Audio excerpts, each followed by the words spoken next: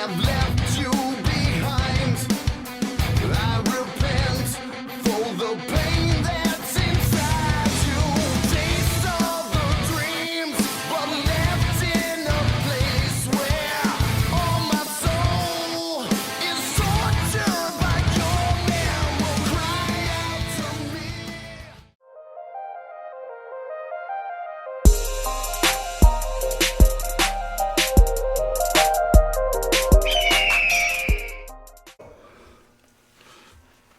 Hey everybody, welcome back to LOL Car Breaks. This is Shannon here with Alex, How's it going, guys? And we got a special guest tonight, former major leaguer for the A's, Mariners, Angels, and Cardinals, and two-time World Series winner, Scott Spiezio.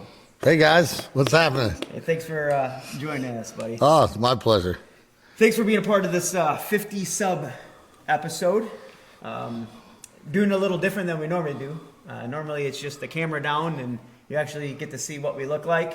So, but we're going to be opening up this 1996 Topps Series 2 hobby box, and we're actually going to be looking for Scott's rookie card. All right, so you're probably going to lose some subscribers now that they can see you personally, right? No. And me. Oh, well, maybe me. Maybe me. I mean, I do have this long beard that kind of look like a bum. But Hey, you'll probably lose them because of me too. They're like, that's not him anymore. You're too old and fat, man. You needed the red. Right. The red. I got the ring, so that proves it, right? That's right. Right. So, guys, in this box, we're actually going to be looking for some notable rookies besides Scott. We're looking for Derek Lee, Richie Sexton, Bartolo Colon, my guy Paulie Konerko. I think old teammate of yours, Scott Rowland. Rolling, yeah, it's so Sexton with the Mariners. Richie, Yeah. Took Bartola deep. He broke my bat. It still went, though, because he threw so hard at the time. Yeah. He used to throw hard. Yeah. Some other ones are Vlad Sr., Yeah. Andrew Jones, and Jermaine Dye. Nice. So, yeah, that's what we're looking for besides yours. That's the main thing, is looking for yours. Also in this hobby box, guys, we looking for randomly inserted Mickey Mantle's finest and refractors. So who knows? That'd be insane to get that. Who knows? I mean, Yeah, that'd be cool. and then you also get And this. if you get that, then you give it to me, right? We'll That how it talk works? about it. So also, there's also a sweepstakes card, but I'm sure that's long past Yeah, it's probably expired. by now. But yeah, let's go ahead and break into this. And we're just going to be opening some packs, and we're going to be just talking to Scott and getting some, All right. asking you some questions. You got it. Having you kind of like relive some of your Sure. playing days. You got it.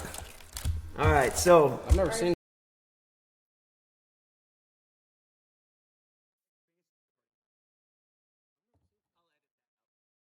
I've never seen packs look like this before. Yeah, me neither. yeah, these are some weird.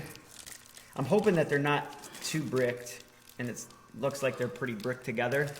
So that's not gonna be good, but it'll be all right. It'll be all right. So as we break into this first one, Scott, I just want to ask one question. As a kid, what was it like to be the son of a Major League Baseball player? Oh, it was cool. My dad actually stopped playing 5 days after I was born. Okay. So his last game was, I want to say, September 26th, 1972. I was born on the 21st. Oh, okay. So yeah, it was cool. I went to a lot of old timers games in St. Louis and Detroit and Comiskey because he played with the Sox too. And it was great because he was 30 when he retired, and so I had a major league coach as I grew up. Yeah. And so that helped tremendously. Oh, they're a little sticky, but not too bad, huh? Yeah, they're not too bad. I mean, you're getting a little paper loss, but look at that, Jim Thome. Oh yeah. Jim Thome. Yeah, so he. One of his famous lines is, "Are you guys local or are you from around here?" That's interesting. It would always be like you get one of these answers like, Uh-huh. what does that mean? Yeah, Am I what local did or you from mean around by here? that? Yeah. All right, so I don't know if is that getting on that camera right there? Yeah, can you see the cards okay? Okay. They're probably upside down, so everybody's probably like, who is that? I'm just trying to see if I can find any A players that maybe you can talk about. A? What do you mean, A's? Players, yeah. Oh, I can probably talk about any of them. Yeah, these are. Is there one on the back of them? And we have a Tom Glavine profiles. Oh, Glavine, yeah. Faced him in the 2006 playoffs. He was with the Mets at the time. Tough Really? guy, yeah. Yeah. Real tough. And then we did get one of those Mickey Mantle Oh, reprint sweet. commemorative sets. Nice. All right. So there's that. I'm hoping when I show that, I'm actually showing the. So part of the reason I wore number 7 most of my career until I couldn't anymore was because of Mickey Mantle being a switch hitter. Really? It was always God and Mickey Mantle. Very nice. And as far as like a guy that was kind of like a god on the field, Mickey Mantle as a switch hitter. Yeah, they retired my number 7 at Morris, and I had number 7 at University of Illinois, and then it was really hard to get from there on out. So this one's a little bit of paper loss, but we did get the Vlad Senior rookie card and the Andrew Jones rookie card. Oh yeah. So it does have a little bit of paper loss, but yeah, do you ever remember facing those guys? Well, Vlad, yeah, I remember him throwing out salmon at first base. Banks, I played all the time, Brian Banks, up through the minor leagues. Andrew Jones, went out with him a few times in Atlanta, probably a little too late. But yeah, I remember them all. Great players. I just saw Vlad. We had Angels Instructional League that we just went down to in October. Me, Tim Salmon, David Eckstein, Adam Kennedy, and Troy Percival, and we talked to 65 of their top prospects, like Ben Joyce and what's that? Sonny. He was Great. no, he was a guy from Auburn. He was in the College World Series. Big right-handed hitter. Can't remember D something. It was like a big long Italian name. But there was some really good players down there. Even one from Morris, Andrew Peters, who was a pitcher. He was hurt, but he was up throwing in the high 90s at one point, and then had Tommy John. So, Well, it looks like there you got it. You got it. Look at that. First pack. How about that? Scott's rookie card, and he is right next to Mr. Scott Rowland. Scott Rowland, yeah, So yeah, that's what we came for. and George Arias, yeah. Arias, man, I played against him in the minor leagues quite a bit, and he was. You want to talk about him and Todd Green were two incredible minor league home run hitters, and then I ended up playing with Todd Green with the Angels in 2000, and him and I kind of split time as DH. And I think Arias went over to Japan, and of course Rowland is, Hall of Fame material. I can say that I pinch hit for him a few times, so. It's the same with like Yadier Molina. It's not too often you get to pinch hit for Hall of Famers and do something big, Right. Which is what happened in the playoffs in the second to last game in 2006 of the regular season. I pinch hit for Yadi and got a triple with the bases loaded. We won 3-2. Nice. Nice. That's pretty neat though. Got ourselves a Jermaine Dye rookie card as well. We had the same agent. Did you? Yeah. Nice. He had a home run his first major league at bat. Nice. With Atlanta. Yeah. So another question for you. All right. So you played high school ball at Joliet, correct? I played Morse. Oh, Morris. Okay. Yeah, Morris, Illinois. Yeah. It's funny because I remember first starting collecting cards, and on the back of your baseball card, it always said Joliet. Illinois. Yeah. So Yeah. I just assumed. Yeah, I was born in Joliet. My parents are from Joliet. My grandparents are from Joliet, but I was raised in Morse. Yeah. Okay. Yeah. Okay. And you played at the U of I. Yep. Okay. Still got the home run record, 48. 48 home runs. Yeah, 3 years. So how impactful were those coaches in your life? I would say my high school coaches were really impactful. Todd Cross was the assistant coach. He was really good with infield. He really helped me out. And then Denny Steele was incredible. He was just a hard-working coach. He made you work hard. He forced you to put a lot of work into it. And we had some good programs, played a lot of games. My coach at Illinois, so I signed with Augie Garrido, who to this day has the most wins in Division I baseball. He was at Cal State Fullerton, came to Illinois, turned the program around. Not that it was a bad program, but he really made it like elite. I signed with him. By the time I came back from the Junior World Championships in Cuba, he was gone. They brought in Itchy Jones. I was kind of put in awkward situations because there was a lot of guys from California that were fighting with him. You know, people weren't getting along, and a lot of them transferred or left after 1 year, and I stayed, and we ended up getting along, and to this day we talk quite a bit on Facebook, and he's a great coach. He wasn't like my type of coach, but we learned to adapt to each other and ended up well. I'm still friends with Dan Hartlib down there, who's the head coach now. He was the assistant coach at the time, so it was a great place to play. We got the Paul Konerko and actually Raul, is it Raul Ibanez? Raul Ibanez. Ibanez? Yeah, I played with him in Seattle. Great hitter. Incredible dude, too. He was one of the guys I could play my guitar songs. Like, I'd say, hey, what do you think of this song I made last night? And he'd be like, oh, man, this is awesome. You know, this is rocking Spiez. Yeah, just an incredible hitter. Who was the other one on there? Paul Konerko. Oh, Konerko. Yeah. There was a game in 2005, like April 2005, where Ryan Franklin was pitching for us with Seattle, and it was who's the lefty that threw the complete game? Lefty for the Sox. He threw the no-hitter. Burley. Those two were facing each other. They were just back and forth. We ended up losing 2-1. Konerko hit 2 solo home runs, only 2 hits that Franklin gave up.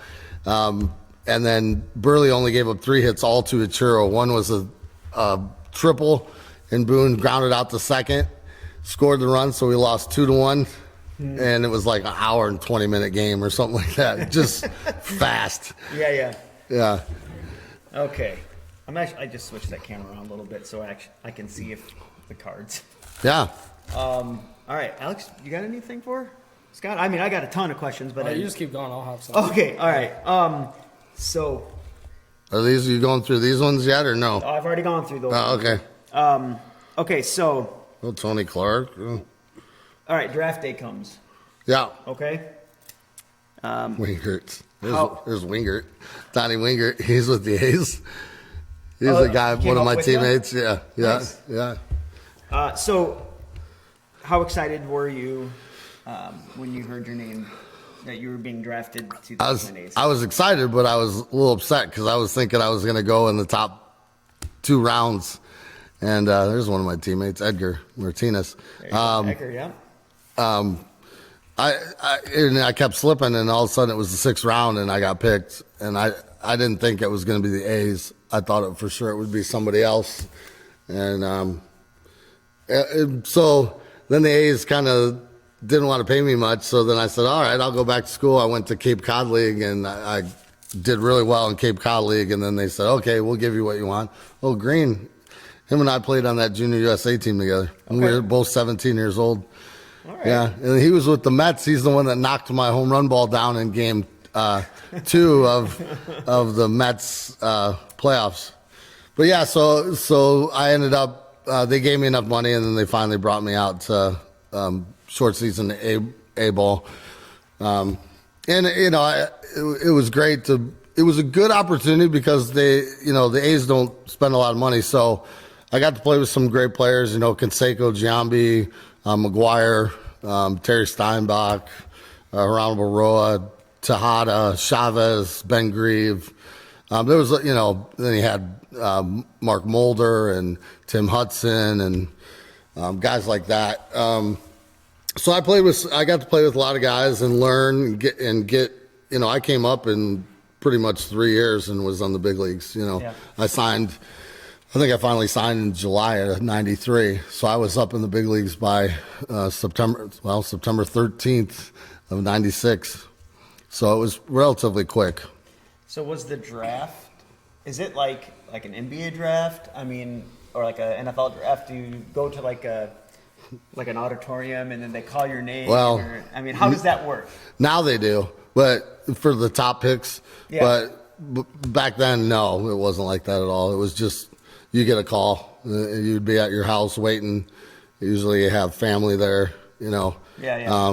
It was just me, my mom, and my dad is all that were there. And we got a couple calls early, you know, like, hey, is Scott going to sign for this? Would he sign for this? Sure. That happened when I was in high school, too. And my dad basically, I think, scared him away, saying, you got to give him $1 million or else he's going to school. Yeah. And I kept saying, don't say that. Just, let him pick me. Uh-huh.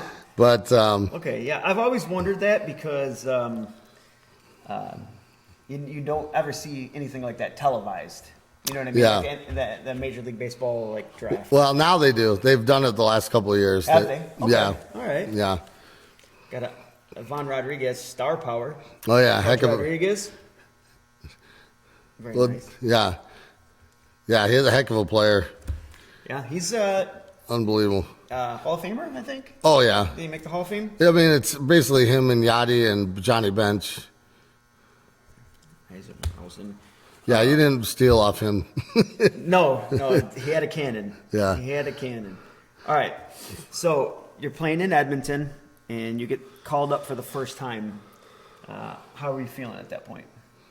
Oh, and when I got called up for the first time? Yep. So I had a really good year that year. I think I hit 20 home runs in the regular season. I think I was top 3 with Big Poppy, Todd Walker, and Pacific Coast League for RBIs. And we made the playoffs, and I'm like, oh, shoot, I'm not going to get called up now. And I went off. I hit 6 home runs in the playoffs, and I thought, well, they're not going to call me up, but at least I had a really good season.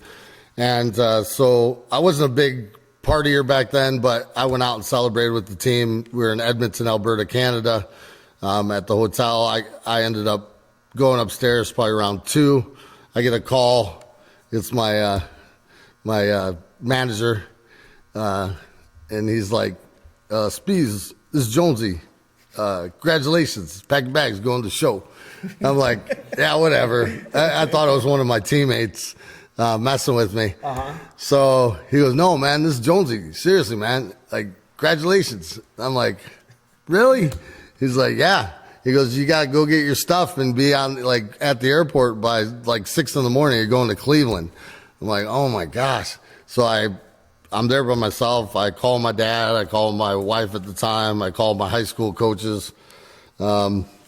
Maybe a few other, maybe my good friend Dave Woland or, guys like that. And then I pack my bags. I go to the park, get my equipment. I get a cab out to the airport. I hadn't slept and go through customs. I get on a little prop plane. It's thunderstorming, and it's Friday the 13th. And so I got the, I'll tell you the end of the story here, but so I get to Cleveland. I'm dead tired. It's like 2 or 1 in the afternoon. I get a cab, go straight to the field, find my way in carrying 5 bags. I get to the clubhouse, I go to my locker, and they give me number 13, which is over here. And I'm like, are you kidding me? I'm in the starting lineup playing third base against, one of the best teams ever put together. You got Albert Bell, you got Manny Ramirez, you got Jim Tomei, Travis Fryman, Sandy Alomar Jr., Sandy Alomar, Roberto Alomar, Omar Vizquel. I mean, just the list. The guys on the bench were incredible. Giles, I think, was on the bench. And they had a really good starting pitching lineup, too. So I'm like, man, this is going to be tough. We ended up getting rained out. And so I begged them to give me another number. I always wanted 7. They wouldn't give me 7. So I said, anything divisible by 7. So they gave me 21.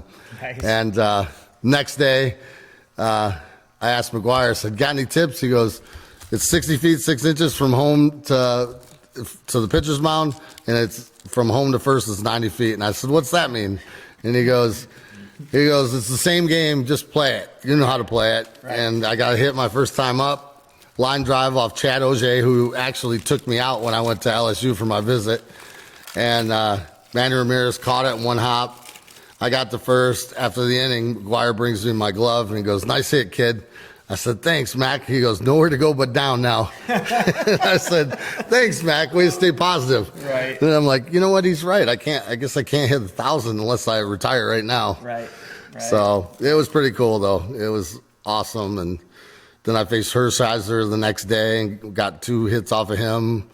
And yeah, it was a great time. I ended up, I think, hitting 3 something with 2 home runs, and that led me to be able to make the starting lineup the next year and, have a pretty good year playing second base, which is a position I never had played in my life. Yeah. But did well. Led the league in fielding percentage, second in total chances and double plays, and Knobloch got the Gold Glove, not me. So the only 2 positions you never played were catcher and center field, correct? I think so. Yeah. You did pitch a game. Yeah. I can't remember if I played short officially or if I just shifted over there, that basically plays short. Gotcha. But, yeah, the ones I remember for sure I didn't play was catcher and center field. You were just talking about him, weren't you? Who's that? Roberto Alomar? Oh, yeah. Yeah, and I was playing third that first day, and it was raining, and you got Kenny Lofton and him and Vizquel that can bunt, and then the other guys that can crush it right down your throat, and it was scary. So, And the Indians at that time sold out every game. I mean, for like years at a time, they sold out games. Well, there's Deion. yeah, Deion Sanders. Yeah, practice with the purpose. I love his motivational stuff. He said the hardest sport for him was baseball because it was hitting. He couldn't master it. Yeah. He said, if you're 3 for 10, you're a great hitter. And he goes, that stinks. It's like to him that's not mastering. Right. Yeah. What are some of like the funniest moments you had or some highlight moments in Oakland? In Oakland, highlights. I would say that first hit, getting to play with McGuire and Canseco and Ricky Henderson and Mike Bordick. There was some really good players. Scott Brocious. It was fun. It was fun to kind of develop with a bunch of guys. I was still on a big text thread with a bunch of them. We had just learned that we lost Lee Tinsley the other day. He passed away. He was only 53. A lot of us played with him and against him, and really sad, but we keep in touch, and that would what I'd say is like just the whole freshness of it. Art Howe gave me a chance. I wasn't a big fan of the Moneyball stuff because I wish they paid more, and I wish that they weren't so worried about seeing pitches, but it made me a really good two-strike hitter, and at least I got to play, Mm-hmm. We got one of those sweepstakes. Like I said, this is long past Does expired. it show on there when the expiration thing is or not? 11/15/1996. So yeah, it's a little well, past, if they come with a time machine, just say hang on to That's it. That's Never it. know. Okay, so your rookie year, who would you say the player was that mostly impacted you and helped you grow as a Major League Baseball player? I'd say McGuire. I just watched him. I asked him a ton of questions. I think I wrote down 20 questions and asked him one day, and he was really into the mental game and preparation, and kind of told me his routine every day. Told me he'd stay like 45 minutes to an hour away every day so he could go over his game on the way home, and then on the way to the game, he'd visualize himself against the pitcher we were going to face. And so I started doing the same thing. I was already into visualization, but I really liked that because it was like he was attacked. I do it a lot of times right before I go to bed and then right before the game. And then I started adding those other things where I'd kind of go over my game on the way home, and then Yeah. I like to ride by myself. Yeah. You know, and that's what he said. He always rode by himself, and he was always thinking line drive to right center field. There was a lot of other stuff. And he showed me how to like take younger guys under my wing. Later in my career, he had fun with me. I mean, he froze my suit one time, made me wear a sundress from Kansas City through the airport to Oakland with a straw bonnet hat and shower shoes. But it's stuff I'll never forget. Oh yeah, absolutely. Yeah. Absolutely, that's funny. All right, so 2000, you signed as a free agent with the Angels. Yep. What was that experience like? So that was the first time that you dealt with free agency. Yeah. The A's were trying to make me miss arbitration in '99, and I remember writing "Can't Break Me" on the back of my shoes. There's actually a song that on my thing that says "You can't break me, you can't break me," and it was basically, my thought was, you can take away my playing time, you can send me down, but you can't take my work ethic and you can't take my ability. And if you don't like me, somebody else will. I can only control what I can control. And so you send me down, I'm going to go rake. And I did. And then they had to bring me back up. And then when I did, I did really well. And I made Super 2 arbitration by a handful of days, maybe 5-6 days. And so I was arbitration eligible. They didn't want to take me to arbitration and risk me winning. So they let me be a free agent, kind of like Big Papi with the Twins, and it was great. I didn't know where I was going to go. I thought I might go to Japan because they were offering me $2.2 million at the time. I was like, holy cow! Yeah. And good thing I stayed. I ended up came down between the Cubs and the Angels, and Wow. I went with a gut feeling with the Angels. Thank God, 2 years later we're in the World Series. That if you would have went to the Cubs, that might have made a lot of Cardinals fans very upset. Yeah, right. Yeah. Yeah. So, and you were just talking about the World Series. So, 2002 World Series, Game 6, full count. What's going through your mind? Well, my dad was in 3 World Series. He only pinch hit. I think he only had 3 at bats or 2 at bats. But he got a base hit off Mickey Lolich against Detroit.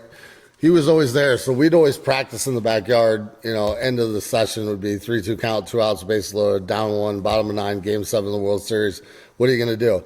And so I had always went over that in my mind. So when I got to the playoffs, I did really well in A-ball, again in AAA, and then first time that I was in the playoffs, I felt like I'd already been there a million times, and I at that point I think I had 16 RBIs already.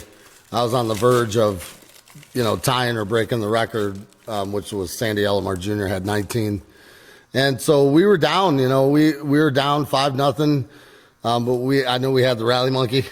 Rally monkey, yeah. And that team was a come from behind team. We had, I want to say, 50 come from behind wins that year.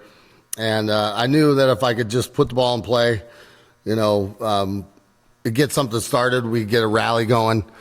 And they switched pitchers. They took out Russ Ortiz. Dusty Baker gave him the game ball, which was a no-no. Because then I thought, man, these guys think it's over. And I just said, man, if I could just get something in a gap, we could score at least 1 run and get rolling. And I saw 8 pitches. I fouled off 4. And finally on that 8th pitch, boom, I hit it good enough. I knew it was high.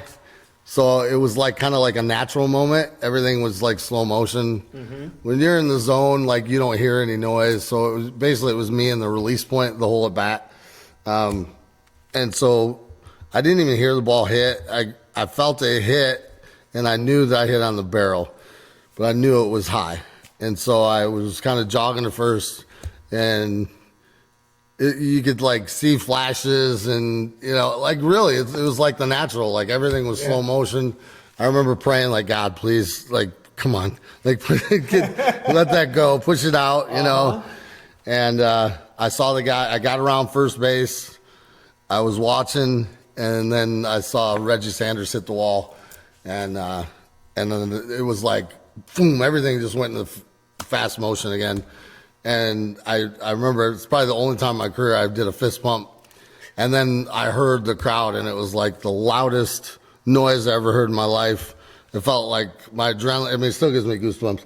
Like the adrenaline was so incredible and they had the thunder sticks going, and I felt like I was 5 feet off the ground running around the bases. And I knew, oh man, we're coming back now. And I got to home plate. I saw Fulmer and Troy Gloss. Got in the dugout, saw Hatcher and Erstad and Eckstein and all those guys, and I could just see the fire in their eyes. And Yeah. before you know it, we're up 6-5 and going into Game 7, which we won. Yeah, Yep. yeah. You ever play with this guy? Or play Larkin, against this guy? yeah, I played against Larkin. Heck, unbelievable player. Yeah. It's crazy to think, and I know it's easier for me to remember than it is Alex, since he wasn't born Yeah. in Yeah. 1996. But Right. just seeing like Puckett and Larkin and Ozzie Smith, and Yeah. potentially could have played against him. Oh, yeah, I played against all those guys. I'll be managing against Ozzy next week in fantasy camp. Ismail played on my team with the Angels. Ismail Valdez. So you're gonna be playing against him, coaching against him. Yeah, we have 12 teams in Cardinal Fantasy Camp. We raised a lot of money. 150 guys paid like $7,000 a piece, and Wow. we raised a lot of money for Children's Cancer Hospital in St. Louis. That's cool. And we got like 50 alumni. You'll have guys like Whitey Herzog, Tommy Herb, Ozzie Smith, Brian Jordan, Ray Langford, David Freese, Eckstein, all from all sorts of eras. Ted Simmons, who's a Hall of Famer, and we'll all be Isringhausen, you name it. We'll be down there, and we'll be managing and coaching, and some of them will be playing. So I'm one of the 12 managers. I'll pick 2 of the alumni on my team, and then I'll pick another 12 of the, or maybe it's 15. I don't even know. It's the first time I've managed. Last year I coached. So it'll be fun. Yeah, like it'll be fun going against Ozzy and like going back and forth. We try to make it as fun as we can for the players, and Yeah. we have rings and champagne celebration, and we treat them like they're rookies. So it could be a 7-year-old dude, and we're like getting on them for like their shoes. Like, seriously, man, you're wearing blue shoes. Have you ever watched the game before?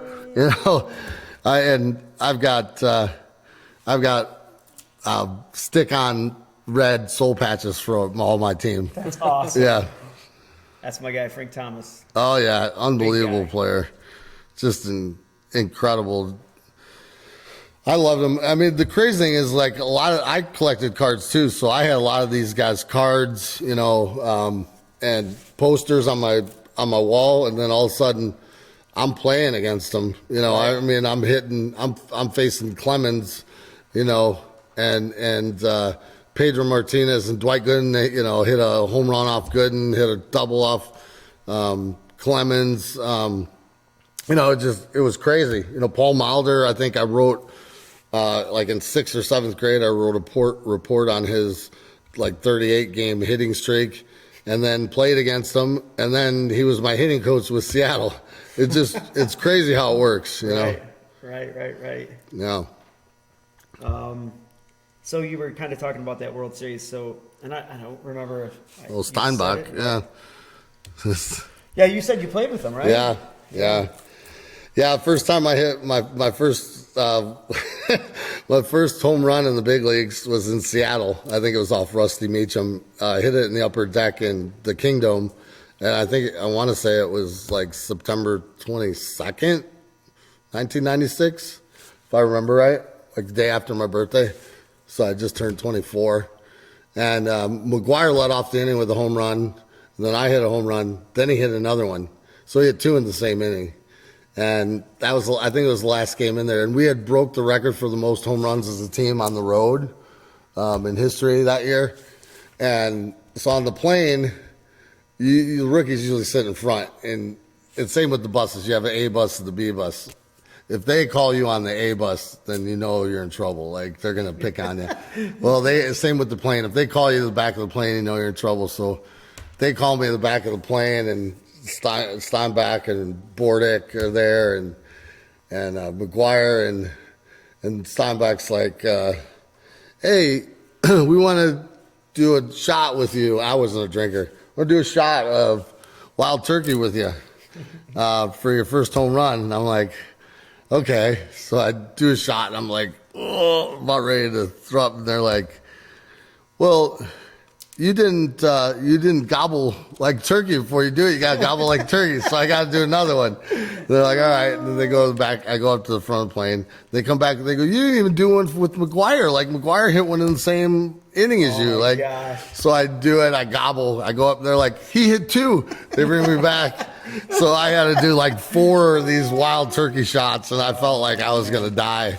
I bet. Yeah. I bet. So I remember I'd like take one of those bottles and I'd empty it out and put Coke in it and try to put it in my pocket in case they ever called me back. I could do the old switcheroo, you know. So when you were with the Angels, who was like the leader in the clubhouse? With the Angels? With the Angels, yeah. I would say Troy Percival, probably our closer, and he was probably the most verbal leader. Salmon did some verbal leading, and I would say Erstad with just the way he played. Sure. And he would talk sometimes. If he was mad, he'd talk. You know, he was going to let it fly. Yeah. But, you know, we had a really good coaching staff. We had Mike Sosha. We had Joe Madden was our bench coach. And we had Mickey Hatcher and Alfredo Griffin, infield first base coach. So we were pretty lucky. You know, Ron Renicky was our third base coach. So Bud Black was our pitching coach. So, I mean, Renicky, Black, Joe Madden, and Sosa all ended up being managers. Of course, I think Hatcher easily could have been a manager if he wanted to. Mm-hmm. So we were fortunate to have a great coaching staff and great leaders. Let's see. Yeah, pretty much so- all these guys I played with, I mean, Right. Now listen, or if- against. As you're going, if you see anybody like that, like as I'm showing them, and you had a story you want to tell about it, please do. Yeah. Please do. I could pretty much do that with every guy, but yeah, Knobloch. I was on a card with him. It's up there somewhere. Jim Abbott. Did you ever face Jim Abbott? Yes, I Yeah. faced him in AAA, and his cutter was really good. And I really, if I had to do it over again, I would have faced him left-handed because it was much easier to have it breaking away from you than Sure. breaking into you. Sure. Do you know who Jim Abbott is? I did not know. Jim Abbott had one hand, and Yeah. he pitched. And Oh, what? That's crazy. Yep, he'd set his glove on the part where his hand would be, and then after he pitched it, he slid it into his hand into his pitching hand into the glove. He Yeah. threw a no-hitter with the Yankees. Yeah. It's unbelievable, really. He's a motivational speaker now, and I'm sure it's just fantastic. There's a Piazza, he's a Hall of yeah. Famer, I think, right? Oh Or yeah, should be. I would If- think he if is. not, he should be. I don't know for sure, but yeah, he should be. Matt Williams. Yeah, Matt. Like I remember him when he hit like 40 one year. He'd like put his shirt, Yeah. and it was to keep his head in. And I used to do that in my backyard. Yeah. So you, as a hitting coach now, would you recommend that? I tell people about that. Like I'll bring stuff up like that. I usually just try to tell them to keep their head at contact. You know, not worry about where the ball goes. Really make sure you're getting 2 eyes on the ball. Yeah. And so that kind of helped him too. When he did that, he had to have both eyes on the ball. Usually right-handed people are right-eye dominant. So as you're hitting, you want to make sure your right eye is totally facing at the pitcher. A lot of guys will be like this, and this right eye's not getting there. So you want to be all the way turned. What about Cal Ripken? Yeah, not a bad player. Yeah. Yeah, that was another one. Like when you're playing against him, you're like, holy cow, I'm playing against this guy. Exactly. You know, Exactly. And you know, I remember it was his last year, and he would sign before the game and after the game, and there'd just be lines and lines and lines at like every park on the road, and he'd sign them. And I remember I sent over like 5 balls for him to sign. He signed every one. The clubhouse kids are like, man, there's got to be 500 things over there for him to sign every day, and he'd sit there and sign every one of them. You know. What about the big unit? Oh yeah, Did you I ever remember. face him? Yeah, first I did pretty well off him. I remember my first time was in Seattle. He threw one right by me. On today's gun, he'd be consistently probably at 101, 102. Yeah. He threw it right by me. Next pitch, I said, all right, I got to get out there and get this one. He threw a slider, almost hit my back foot. I still swung. And then I'm like, God, please let him hit my bat. And he threw one down the middle. I hit a line shot right back up the middle at him. And I thought, man, this guy's going to kill me now. And Big old guy, 6'10", yeah. come at you. All right, so in 2003. Oh, Ben McDonald, he was a first rounder out of LSU, and there was a strike when I went down there, and he was down there working out at LSU when I had my recruiting trip. So in 2003, you signed with Seattle. Yeah. What made you want to go to Seattle? Nothing. No, it's nothing against Seattle. I actually love Seattle as a city. I was big into Alice in Chains and Nirvana and Soundgarden and, all those Pearl Jam and all those guys. And so I love like going to Sub Pop Records and like trying to find, all these, CDs and cassettes that you couldn't find anywhere else. And I'd go like, find these obscure little bars that all these guys used to play at and try to find bands and listen to them. And I loved it. And it's a beautiful city. I want to stay in Anaheim. We got a new owner, and I thought, man, after 2002, they avoided arbitration with me. I had just as good a year in 2003 as I did in 2002. I thought they'd sign me to a long-term deal, and they didn't. They were going to try to cut my playing time and my salary in half. And so I'm like, there's no reason for me to stay here. So the best deal was Seattle. I really didn't want to. I wanted to go to the Central because I'd been in the American League West the whole time. Tough travel. Seattle's probably the worst out of all of them for travel. Yeah. You're flying constantly. The closest one is Oakland. That's a haul. So there was no quick trips. I got up there. And it probably would have been great because I had a really good team, bunch of teammates, but I got hurt. And then once I got hurt, then things started kind of spiraling out of control a little bit, I can keep doing it because I don't know how to deal with the. Okay. I guess something. Sorry, go ahead. Oh yeah. So yeah.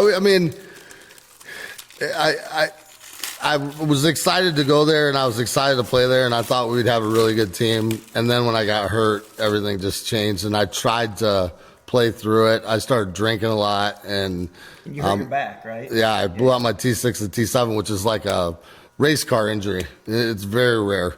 And they said I might be paralyzed if I tried to play again. My career's probably over. And I got depressed, and I didn't have anything to do. So I started going out trying to fit in with everybody and make new friends. And then I just got out of control. I started to. It wasn't too bad yet. But I kept going to doctors until somebody told me I could play. Once they told me that, I had a doctor say, well, if you can withstand the pain, you could play. That was the worst thing to say to me because I just said, okay, I'm not hurting, and just went out and played. I still had 10 home runs and 50-something RBIs, and I think I hit 215, like 380 at-bats or 360 at-bats, which nowadays is pretty good. 215 average is like good now. But at the time, like, it was bad. Like, it just nothing felt right. I was hurting. And then I ended up getting divorced. And then the next year, they hardly ever played me. And so I was just begging to get out of there. Yeah. And thank God I finally got out of there. It was great for me because in 2006, then I got signed with the Cardinals. Right. And you signed to a minor league deal, right? Yeah. I had a 3-year deal with a buyout with Seattle, and so there was still a year left on the contract. So they had to pay. So, it was smart for the Cardinals. They figured, well, we'll give him a chance. We'll invite him to spring training. If he makes the team, we just got to pay him minimum, and Seattle has to pay the rest. And Sure. and they gave me number 26, which was my dad's number. So then I knew that they were serious. Like, it wasn't just like a, like if they would have gave me like 98 or something, Right. I would have thought, they don't really want me. Sure. But when I saw 26, and I'm like, oh, okay, this is. And then I kept telling everybody, we're going to win this thing. And So how long were you in the minors then? I wasn't. So you never were? No. Oh, okay. All right. No. They just signed you to that contract. They brought me to spring training. I made the team out of spring training. Yeah. And then I never got sent down with them. I signed a 2-year deal, and then that's when 2007 is when I started like drinking and partying and stuff, and they released me after that year, and they still had to pay me the next year. Sure. I went to spring training. I had gotten in a wreck, and I think I was back on track, but things didn't come out about that wreck until the middle of spring training, and then that's when I think the new GM was like, Mozeliak was like, yeah, we've had a lot of bad attention. Could be a distraction. Let's move on, and that was it. I was just figured. I had a really good year in 2006. 2007 was a struggle, but I still did pretty good. I think had I had a chance to play, I could have probably played another 5-6 years and put out some really good numbers. Sure. But it's all right. I mean, I got parts of 12 years. I got full pension, and I'm not going to complain too much. Yeah. So that was a teammate, right? Richie Sexton? Yep. Yeah. Heck of a player. Yeah, he was the guy that started with Cleveland, and I want to say he's managing. He might be managing the Windy City Thunderbolts up here in the Frontier League. If I remember, I just thought I just heard that. So he might be getting into managing. It's funny because a lot of the guys that I used to play with are now getting into managing or coaching. I know I've asked you this plenty of times, but when are you going to get into coaching? I still have a 7-year-old, so I gotta hang around here for a little bit longer. True. Yeah. Okay, so tell us about the now iconic red goatee. What sparked that decision? So in 2002, if you watched the movie Moneyball, you remember the A's had like 20 wins that year in a row. We were right with them. And it was like August, and it was maybe mid-August, and we had Paint the Town Red Day when Oakland was coming into town, because we didn't know if we'd make the wild card, so we wanted to win the West, American League West, by ourselves. Mm-hmm. And so that's the first time the Thundersticks, there's some sitting over on my fridge over here. These Thundersticks came out, and everybody wore red.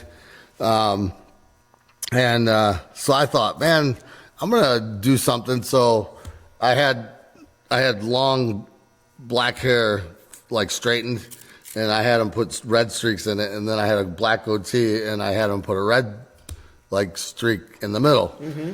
And I got really hot, and we ended up, I remember I had a walk-off double off the wall off Koch, and we ended up doing really well, got really hot down the road. We didn't beat them, but we won 99 games, and we were in the wild card. And so flash forward to, of course, then I got hot during the playoffs.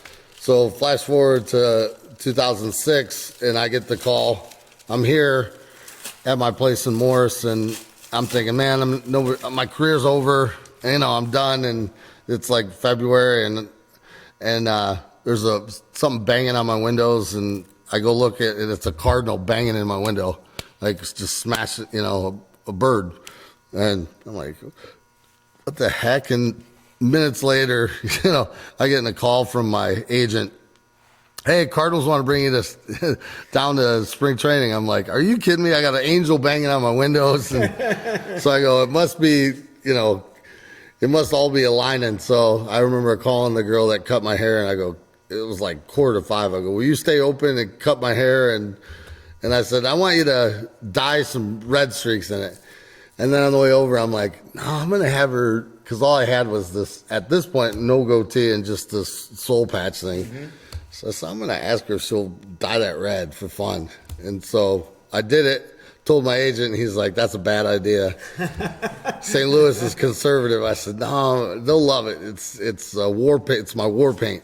That's it. And so I did it. Everybody loved it.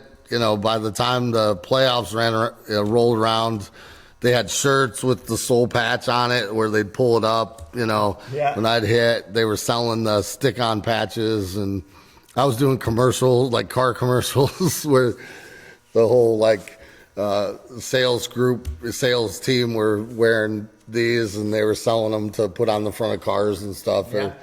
It kind of caught on. It was a very good marketing strategy on my part. Sure. You know, you got Pujols and Roland and Edmonds and Carpenter and Molina and all these guys. You got to, you know, get a little attention somehow, right? There's So, a former teammate. yeah, today I'm the greatest of all time. Yeah, when he stole this record, you know. Uh-huh. Ricky didn't know anybody's name. Hey man, what's up? How you doing, man? Hey, good to see you, man. Way to hit the ball. You know, he'd say, "Oh, he might got Ricky this time, but Ricky gonna get him next time." You know, so there's a good story about him. So he was playing with Oakland. He was gonna be a free agent, so they traded him to Toronto. This is when the Toronto was good. I think they were in the world. You know, they won like 3 in a row. Maybe in the late '80s, I believe. Late 80, maybe 90, 91, somewhere in there. And so he's playing with Olerud, right? And Olerud had an aneurysm, and so he had to wear a helmet at first base so that if he got hit, it wouldn't, you know, kill him. And so only guy in the major leagues that ever did that, you know. Batting helmet out. Yeah, first base. So, you know, they win the World Series next year. Ricky goes back to Oakland, and fast forward years later, and Olerud's with the Mets now, and Ricky's with the Mets, and it's spring training, and you know, Ricky comes in, everybody's saying hi to him, and he's like, and they get out on the field, and they're talking, and Olerud goes, hey man, hey Rick, what's going on? He goes, hey, you know what? I played with the guy that we used to wear a helmet just like that. And he goes, Ricky, that was me, man. Don't you remember we won the World Series together? Oh, my gosh. Yeah. That's funny. Pretty good stuff. So I want to rewind just a little bit. Your time in Seattle, you played with Ichiro, didn't you? I did. Yeah. Yeah, heck, I mean, I think he broke the record. He was either 2004 or 2005. I can't remember how many hits he had. 200 or 260 something hits, I think. Yeah. I never seen a guy that could hit 5 ground balls as a shortstop and be 5 for 5. It's just super fast. Fast, yeah. But at the same time, in BP, he could just hit bombs, and that's what he did. He just hit bomb after bomb, and you're like, why doesn't he do that in the game? But he knew where his money was, you know, and he had a cannon, too.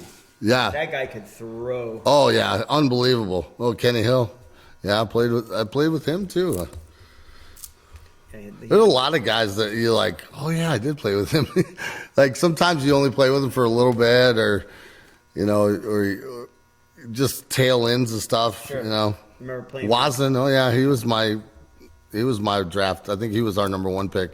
Him, and then Willie Adams was our 1A pick. Yeah. Sammy, yeah, played against him. I remember him like hitting 3 against us in spring training. Just, unbelievable. Yeah. And Alex is a Cubs fan, so he. Yeah, I'm a big Derek Lee fan. Oh, Lee, yeah. When I first saw him, I was like, man, this guy's not as good as they're saying. And then all of a sudden, he just went nuts, you know. Heck, I remember playing in Wrigley, and I didn't play that game, and he threw me. I think he pinch hit me. I think I got an RBI right-handed, and then I was playing. Then it was a tie game, or maybe it was the bottom of the 9th, and I'm playing left field, and it was windy, like wind howling in, and Lee came up, and I'm like, man, I hope he doesn't hit one to me. This wind is gonna play havoc because I didn't play outfield that much, and he hit one right through the wind. walk-off home run. Yeah. Unbelievable player. Wasn't there something you wanted to ask him about? Me and Shannon are talking about it. So we were looking you up on YouTube, like looking up videos, and it was there's a TV show. It was She Spies. She Spies, yeah. Yeah. We were talking about it, and the comments were like, "Oh, his acting's good, but I think it was Eckstein. Yeah. Like his acting, they're like he's got to stick with baseball." We gave him and Kennedy a hard time. But their line, like Eckstein had a line that he kept messing up because it was a real long line. And, that little segment took us like 6-7 hours. It's crazy.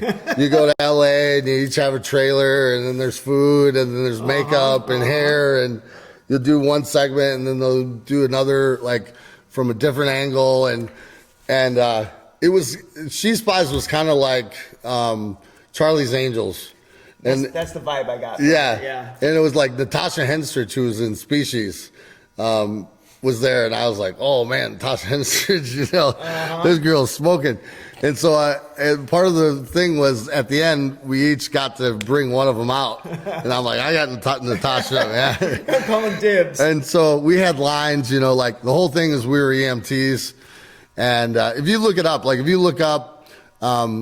Scott Spiezio, David Eckstein, Adam Kennedy, She Spies. Oh, we watched it. Yeah. We watched it. It'll pop up. What was the one line that Adam Kennedy said? He said, You want to be touched by an angel? Yeah. Couldn't get away with that anymore. No, you couldn't. I remember coming in and I'd just start like messing with them. I'd be like, who's the blank that, called the ambulance for a paper cut? And they'd be like, cut, Listen, dude, when you came in and you hit that line, I was like, man, how many times did he do this? Like, Yeah, that was like perfect. I did pretty good because my lines were pretty easy.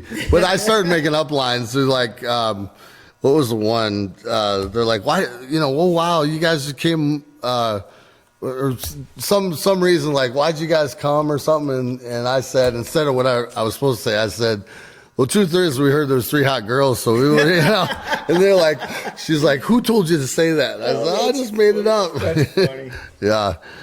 Yeah, We started getting in trouble by the director, Oh, I'm sure. Yeah, he's like, you're wasting film.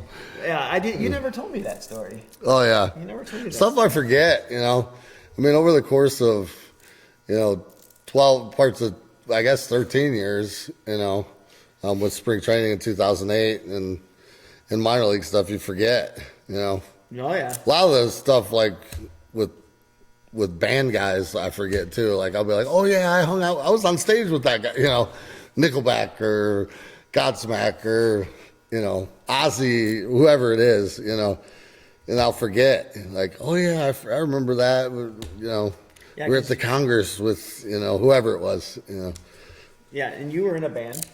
Yeah. Did you ever like open up for any like big names? No, we could. I mean, we had a set. We had been writing, and then I became really good friends with Morgan Rose, the drummer for Seven Dust, and I was friends with a lot of guys. And I play, like, if you look up Scott Spiezio, Zach Wild, Best Damn Sports Show period, you'll see a video we shot on the Best Damn Sports Show where Zach Wild from Ozzy Osbourne and Black Label, and Micah Inez from Alice in Chains, and Johnny Tempesta from White Zombie, and Rob Zombie are playing with me a song that I wrote in Seattle, in my hotel room. And so we had 10 songs that we had finally whittled down by 2007.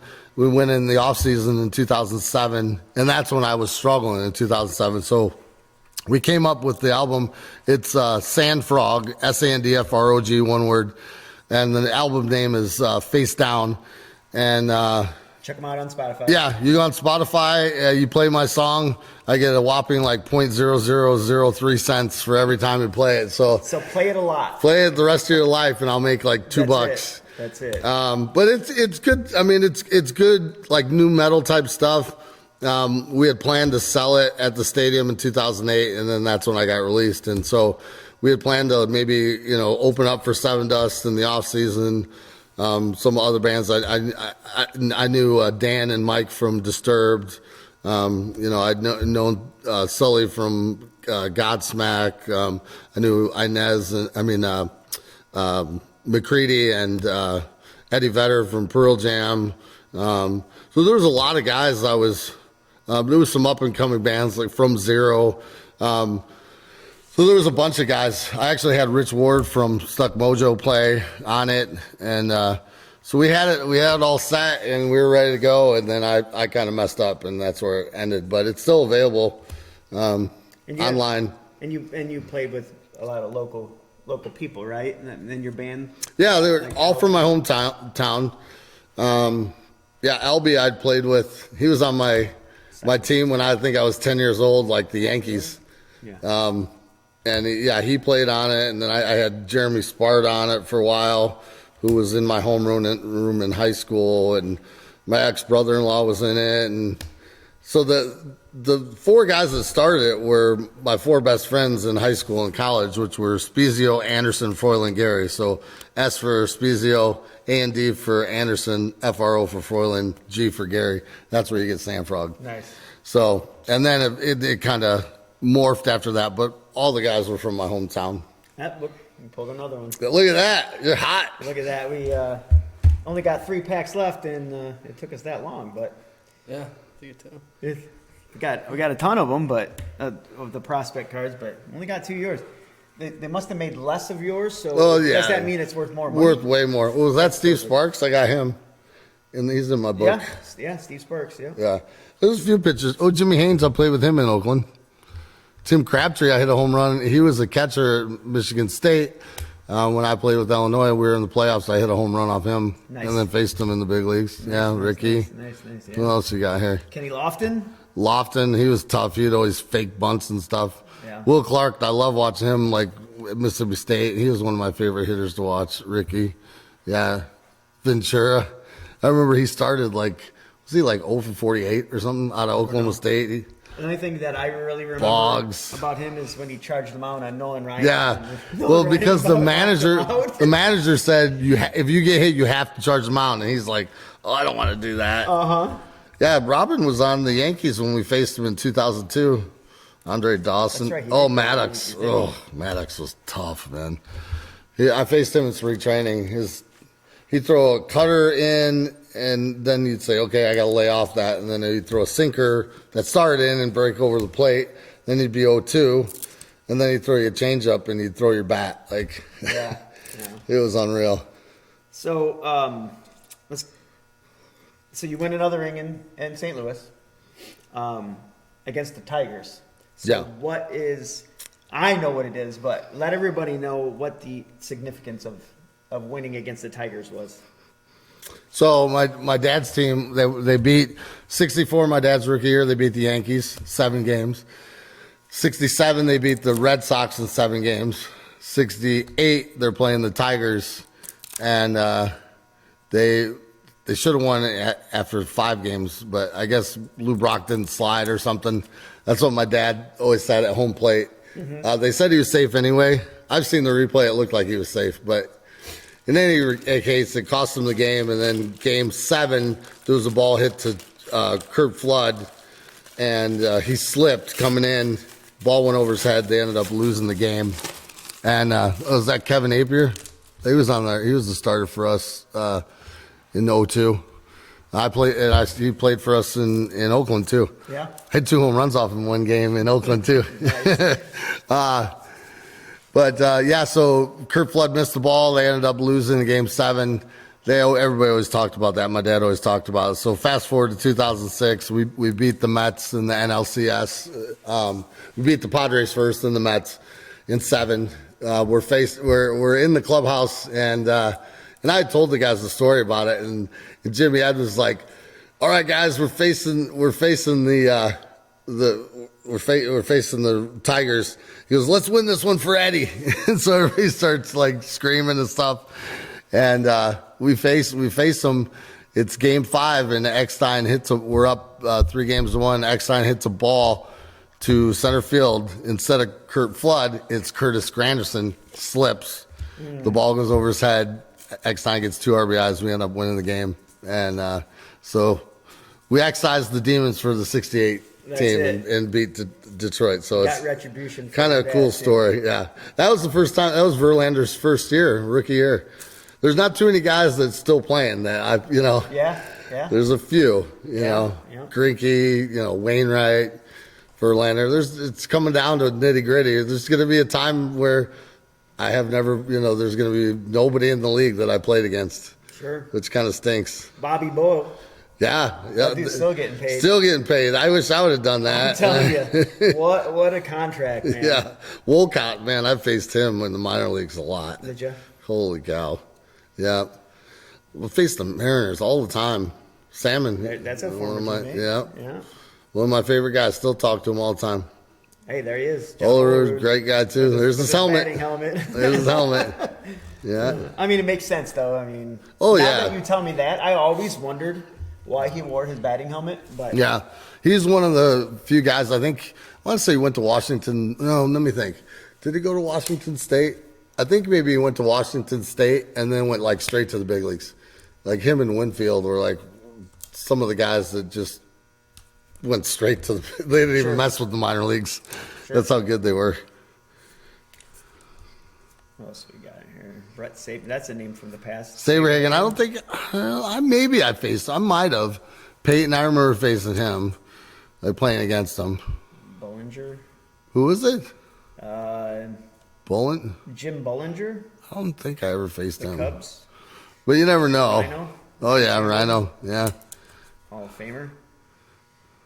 Pete Harnish. Yep. Faced him. Yeah. No, I got Dion. a lot of these Dion Yeah. cards, man. Tim Salmon. That's a former teammate, right? You played with. Yeah, Salmon was one of my favorites. You played with him in Anaheim. Yep. Yeah. I just was at his house in October. Him and Eckstein. Me and Eckstein drove over from Instructional League hotel. Because he's got a house in Scottsdale, and so we went over, and him and his wife Marcy cooked for us, and we went downstairs, and he had a bunch of memorabilia, so we were going over stuff, Sure. and Sure. it was pretty neat. Eckersley, What yeah. about Eckersley? You ever face him? I never faced Eckersley. No. But I mean, he was on your team, but he I mean, was. like, I rookie or wasn't anything? up yet when I think he retired before I actually got to the big did he? leagues. Okay. Yeah. So that was probably his last actual card. I'm sure. You're probably one of them, yeah. I would think. Got anything else? You Yeah. wanna ask Alex? Yeah, so do you have any, so my girlfriend, Maddie, she's Yeah. a super big Cardinals fan. And Oh, yeah. She's a big fan of, like, Yachty or Molina and Albert Pujols. Yeah. So do you got any good stories with them? Well, yeah. I mean, Yachty, like we knew he was. So I played with Benji and Jose Molina in Anaheim. Two of the best catchers I'd ever seen, and they kept saying, we won the World Series together in 2002. And they kept saying, wait till you see our younger brother. He's even better. And I'm like, nah. And then, 4 years later, here I'm playing with him. Yeah. And just unbelievable defensive catcher. And he was starting to get better. He was becoming really clutch for us, and then had a huge home run for us against the Mets in the playoffs. And then, of course, went on to start putting up really great numbers as a hitter, too. Just a great dude. I think people, he's got a mean streak on the field, but off the field, they're all like teddy bears, Great dude. Pujols is the same way. I remember a great story about Pujols is I was struggling in 2007. We had just kind of lost Josh Hancock, had died in a car crash in late April 2007. And actually, one of my songs is kind of about that and how the media handled it and stuff. But he came to me in Milwaukee, and he's like, "Hey, man, what's wrong?" And he's like, "You can talk to me anytime," And then he knew I was a Christian, so he gave me this book, and it was the one thing you can't do in heaven, and that's bring other people to Christ. So it was pretty cool. I still talk to him quite a bit. I'll just send him texts being like, "Man, I don't know how you do it. You're incredible," and he'll be like, "Thanks, Spiez," Or I had heard that Josh Hamilton was struggling a little bit. And I said, hey, man, do you know Josh's number? We should reach out to him. He's like, I tried to, but he slammed the door on me, you know. Who said that? Pujols, yeah. But we ended up getting, you know, reaching out to him, and Josh appreciated it, and you know, and from what I can tell, he's doing okay, you know. So he's a really good dude. Like everybody, you know, he's. I just talked to a reporter from that used to be with us in St. Louis. Now he's with Kansas City. He was driving from Kansas City to Chicago to see his parents and his in-laws because it was the airplane traffic was all bad. Yeah. And so he's like, I'm just going to drive. So on the way up, he said, I see Morris, you know. And I said, hey, where are you going? And he told me, and I said, on the way back, stop. So he ended up sending his wife and one of his kids, and then him and his oldest son drove back, and we sat and talked over at Honest Abe's. And he was talking about that Poole. He hated Pujols because Pujols would never like give him the interview. Like he'd hit a game-winning home run, and he'd go be out on the field like asking him, you know, wanting him to tell him, you know, what did it feel like, and he'd be like, no, talk to him, you know, and so there was one time where he finally said, hey, you know, I got this offer from. He's like, hey, Albert, I got something that might happen in Kansas City. I know you're from Kansas City. You got time to talk. And so he said, okay. And so he talked to him. He told him, and I guess Pujols helped him out. He got the job, and then he goes, let's go to lunch. And ever since he went to lunch, he's like, you know, Albert, like, you're awesome. Like, I have to admit, like, I kind of hated you because, you know, like, you wouldn't never give me an interview, and you were always so hard on me. And he goes, you know, everybody always wants something from me, you know. And nobody ever wants to check on me. Everybody just wants an autograph, or they want me to come and do something, or they want my jersey, or they want, you know. And he goes, so, you know, when you asked about if you could, you know, help for a legitimate reason and asked me about what I thought of Kansas City and that stuff, he goes, once I get to know you, I'll do anything for you. Yeah. And that's the way he is. You know, he's just, and you can see it by the charity he does too. And, you know, I remember my two sons being in the clubhouse. You can see there's like down over there, you can see me and Edmonds. Edmonds, my locker buddy, but there's my two kids. They'd run around, you know, Lewis would let them run around anywhere. One's on I'm with Seattle with the one on Comiskey, and then the other one's at Wrigley Field.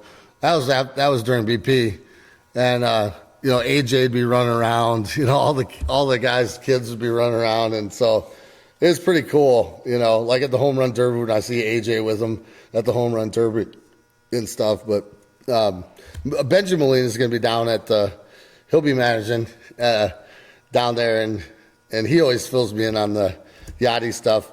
It kind of stunk the last couple of years. Usually we have all access, you know, as former players to the clubhouse, you know. Yeah. Of course, not like right before a game, but, you know, but like maybe the last hour before a game, they don't really want us in there because everybody's trying to focus. But we could come in there, you know, before BP and stuff like that. But once COVID hit and the restrictions hit, they kind of kept us out of there, you know. And so I haven't been able to have access. Like, you know, before COVID, I remember I'd go up to Comiskey and, you know, Cardinals or Angels come in, and I'd walk in, and, you know, Pujols would be in the hot tub, and I'd be like, hey, Pujols, hey, this is my little neighbor kid. If you sign his cards, he'd be like, yeah, you know, he's signing out of the hot tub, you know. So hopefully it'll get back to that, but. You know, I know Albert's got some really cool things ahead of him, and I know Yachty's already managing. I think he's in Venezuela managing now. Oh, nice. Jose might be with him.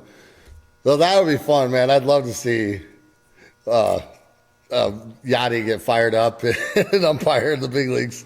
I'm sure if he wants to do it, he's got a job wherever he wants to go. So, yeah. Well, we got 2 cards left. We got a Jermaine Dye rookie and... nobody that I know. Who are Let me see. Know any of those guys? Desi Relaford. Oh, yeah. He was a heck of a player. Bobby Morris. Yeah. Hal Morris's brother. Hal Morris. I remember Hal Morris. Bobby Morris was my age. Yeah.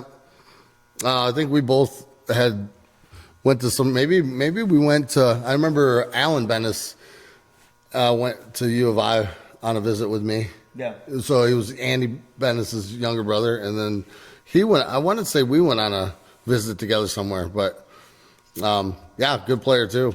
So we did get 2 of your autographs. Barry Bonds, he's all right.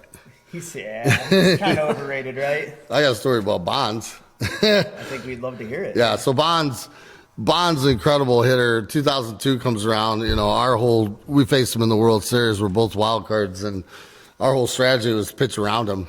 And he still managed to hit 4 home runs against us. And I think he had 8 hits. And we probably I remember him striking out once, and I remember him almost taking my head off at first base. Mm-hmm. So he might have only made 2 outs. I don't know. I could be totally wrong, but that's what it seemed like in my head, you know. But there was one time in game 2, I think we were up 5-0, and we got the top of the first. We got everybody out. We come up in the bottom of the first, score 5. Socha tells Apier, "Hey, just go after him. You know, don't put him on. We're up 5-0." Apier walks him in 4 pitches, you know, and he gets down to first base, and I'm like, hey, man. He's like, "Man, you guys are never going to pitch to me." I said, "Well, actually, Socha said to go right after you, you know." Yeah. He goes, "You can't." And I said, "Well, no, he did. He said, he told it." He goes, "No, man, he can't.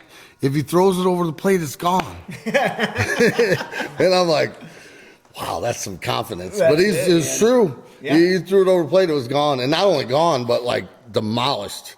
If you remember seeing some of the footage, you'll see Tim Salmon sitting on the thing when he hits one off Percival, and Salmon turns and goes, "That's the farthest ball I've ever seen hit." I mean, you don't even have to hear it. You can just see him. Yeah. He hit Frankie Rodriguez and Percival up into the like way over up in the right field stands, and then there's like a stairwell. He hit it into that stairwell. Just unbelievable. Yeah. So you got anything else?